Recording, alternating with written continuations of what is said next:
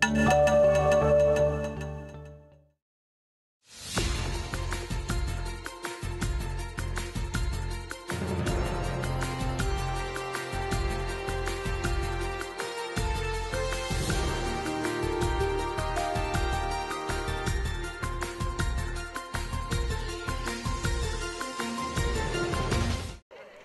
étaient plusieurs dizaines d'autobus et de voitures à défiler le dernier dimanche d'octobre au matin devant l'entrée du sanctuaire marial de Der Rafat, consacré à Notre-Dame, reine de la Palestine.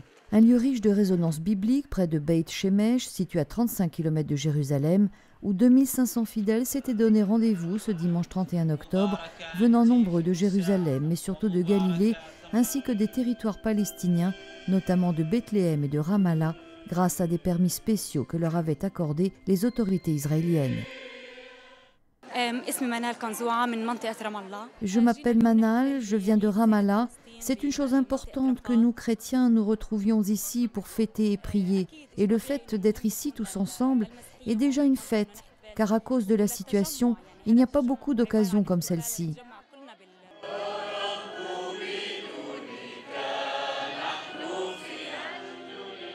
Au cours de son homélie, Monseigneur Chomali a demandé aux fidèles de reposer leur confiance en Marie et de lire le message du synode pour le Moyen-Orient, insistant sur 4 points.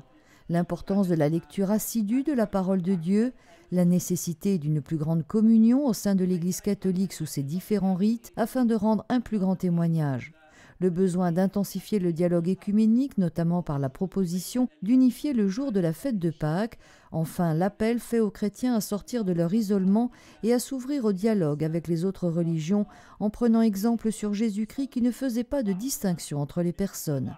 La messe s'est achevée par une belle procession solennelle autour de l'icône et de la statue de la Vierge, une manifestation de grande ferveur populaire, une occasion pour le peuple de Dieu qui vit en Terre Sainte de montrer son amour à la Vierge, fille privilégiée de cette terre.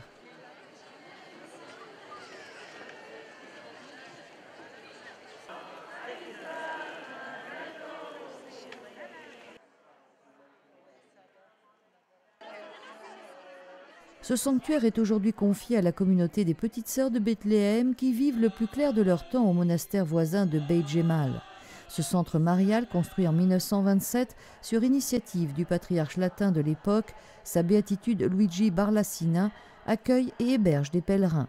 C'est Monseigneur Barlassina qui a institué la fête de la Bienheureuse Vierge Marie, reine de Palestine, afin d'assurer une protection toute particulière à sa terre natale, loin de toute connotation politique.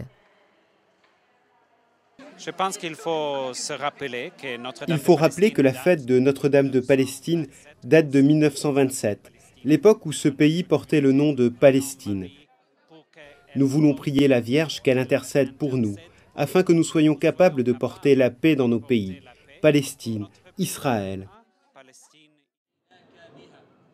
Le père David, qui a lui aussi été au synode comme responsable de la pastorale des catholiques d'expression juive, nous a dit qu'il y avait aussi des fidèles d'expression juive ce dimanche à Der Rafat, bien que le dimanche ne soit pas un jour chômé. Les personnes sont venues très nombreuses, venant d'un peu partout en Terre Sainte, d'Israël, de Palestine, même de la Palestine, ce qui n'est pas si courant ni si simple, car les gens ont dû demander des autorisations. Mais grâce à Dieu, beaucoup, pas tous mais beaucoup, ont reçu cette autorisation.